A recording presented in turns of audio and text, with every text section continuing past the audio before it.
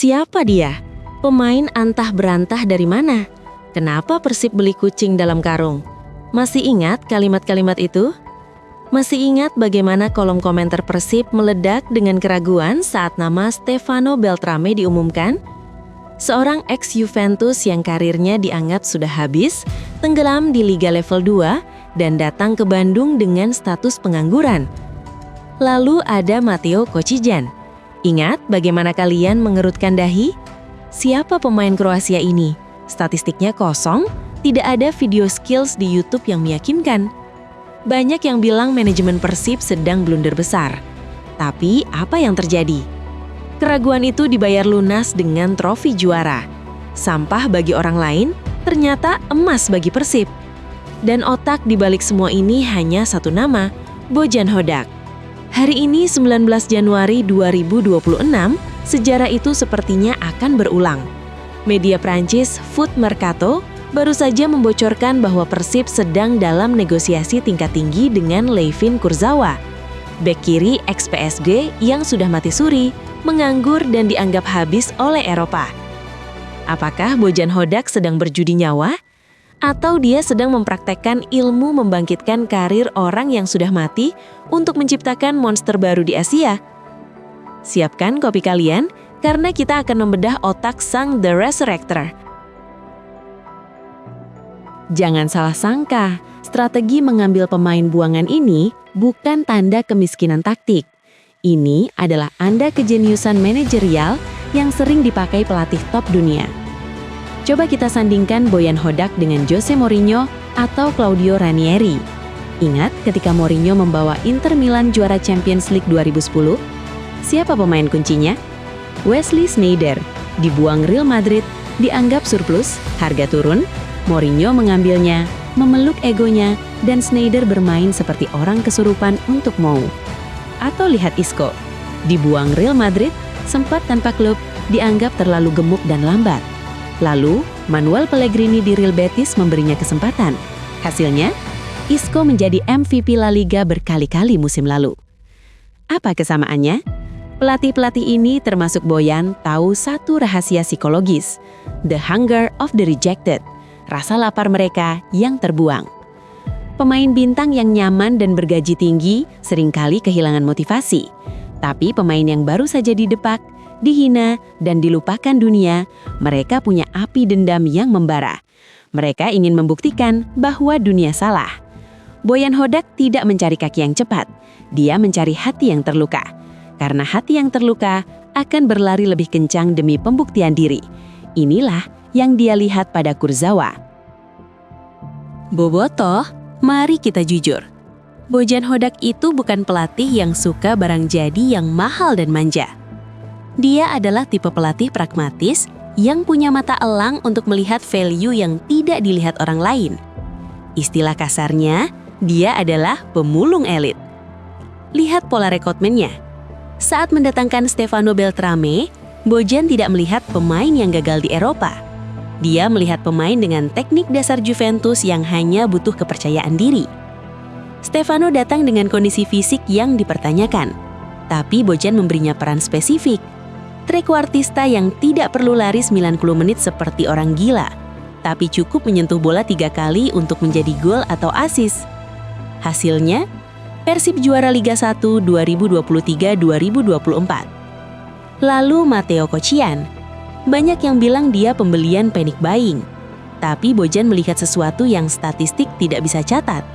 Versatilitas. Kocijan bisa jadi back, bisa jadi gelandang bertahan. Di laga krusial AFC Champions League 2 melawan Lion City Sailors, siapa yang jadi pahlawan? Kocijan. Tendangan jarak jauhnya membungkam semua kritik. Pola ini disebut distress asset strategy dalam ekonomi. Membeli aset bagus saat harganya hancur karena sentimen pasar yang buruk. Bojan tahu, pemain-pemain ini punya kualitas teknis yang tidak hilang, hanya tertutup debu kegagalan. Dan sekarang, debu itu ada pada Layvin Kurzawa. Oke, mari kita masuk ke intinya. Kasus Layvin Kurzawa per 19 Januari 2026. Jujur saja, kalau kalian melihat datanya mentah-mentah, kalian pasti akan berteriak, "Coach, jangan beli dia, ini blunder." Kenapa? Karena statistik Kurzawa di tahun 2025 bersama Boa Vista di Liga Portugal itu horor. Menit bermain hanya 170 menit dalam 6 bulan. Itu bahkan tidak sampai 2 pertandingan penuh. Duel won di bawah 30%. Artinya, kalau ada winger lincah Liga 1 lari, Kurzawa kemungkinan besar kalah duel. Stamina, di Liga Portugal kemarin dia rata-rata diganti di menit ke-60. Bensinnya habis. Media Prancis dan netizen di sana bahkan menyebut kariernya tragikomedi. Dia pergi dari PSG, gagal di Fulham, gagal di Boa Vista. Secara logika, ini adalah barang rongsokan. Tapi, Persib sekarang sedang krisis bek kiri. Rezaldi Hehanussa sudah dipinjamkan ke Persik Kediri. Edo Febriansyah bukan milik Persib lagi. Dia di Dewa United. Boyan butuh solusi instan. Apa yang Boyan lihat dari Kurzawa? Boyan melihat teknik grade A Eropa. Kurzawa adalah bek pertama dalam sejarah yang mencetak hat-trick di Liga Champions versus Anderlecht. Kaki kirinya itu adalah tambang emas murni. Di Liga 1, intensitas pressingnya tidak setinggi Eropa. Boyan tahu, Kurzawa mungkin tidak kuat lari bolak-balik overlapping selama 90 menit. Tapi, Boyan bisa mengubah perannya. Bayangkan Kurzawa bermain sebagai inverted fullback atau bahkan gelandang kiri. Dia tidak perlu lari adu sprint dengan Yakob Sayuri. Dia cukup pegang bola, scan lapangan, dan lepaskan umpan silang akurat ke kepala Andrew Jung atau Ramon Tanke. Boyan tidak butuh fisik Kurzawa yang 100%. Dia butuh otak dan pengalaman Kurzawa yang level Liga Champions dan Piala Dunia. Ini taktik yang sama saat dia memakai Stefano Beltrame, sang pemain lulusan Akademi Juventus yang menjuarai Liga 1 2023-2024 kemarin. Tutupi kelemahan fisiknya, eksploitasi kejeniusan teknisnya. Tentu saja, ini perjudian. Mendatangkan Kurzawa ibarat membeli supercar Ferrari tua yang mesinnya sering mogok. Kalau jalan, dia yang paling kencang dan mewah. Kalau mogok, dia cuma jadi besi tua yang mahal biaya perawatannya.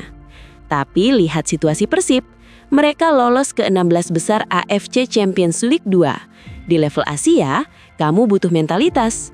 Kamu butuh pemain yang tidak gemetar kakinya saat ditonton puluhan ribu supporter lawan. Kurzawa pernah main di final Liga Champions Eropa. Tekanan di Stadion GBLA itu makanan sehari-hari buat dia. Kehadiran Andrew Jung, striker Prancis di Persib juga menjadi kunci adaptasi. Boyan Hodak sedang mempertaruhkan reputasinya lagi. Jika Kurzawa gagal dan cuma jadi pasien BPJS di Bandung, Boyan akan habis dikritik. Tapi jika Boyan berhasil membangkitkan Kurzawa seperti dia membangkitkan Beltrame, Persib tidak hanya akan punya bek kiri terbaik di Indonesia, tapi juga ikon global yang mengangkat brand klub ke level internasional. Jadi, kesimpulannya, Bojan Hodak bukan sedang memungut sampah ya, ingat loh. Dia sedang melihat potensi di tumpukan jerami. Dia adalah sang ahli pembangkit mental pemain buangan. Kurzawa mungkin sudah setahun tidur di Eropa, tapi di tangan dingin pelatih berkepala pelontos asal Kroasia ini, jangan kaget kalau tiba-tiba si pemain buangan ini berubah menjadi monster yang mengirim Persib ke tangga juara Asia. Sepak bola bukan cuma soal statistik lari, teman-teman. Sepak bola juga soal kelas, mental, dan sentuhan magis yang tidak hilang dimakan usia. Menurut kalian gimana, Bobotoh? Apakah Kurzawa akan jadi Stefano Beltrame 2.0 atau malah jadi Carlton Cole 2.0? Tulis prediksi kalian di kolom komentar. Jangan lupa like, subscribe, dan nyalakan loncengnya biar nggak ketinggalan update kita selanjutnya. Sampai jumpa di video berikutnya. Kami Area 12, ciao!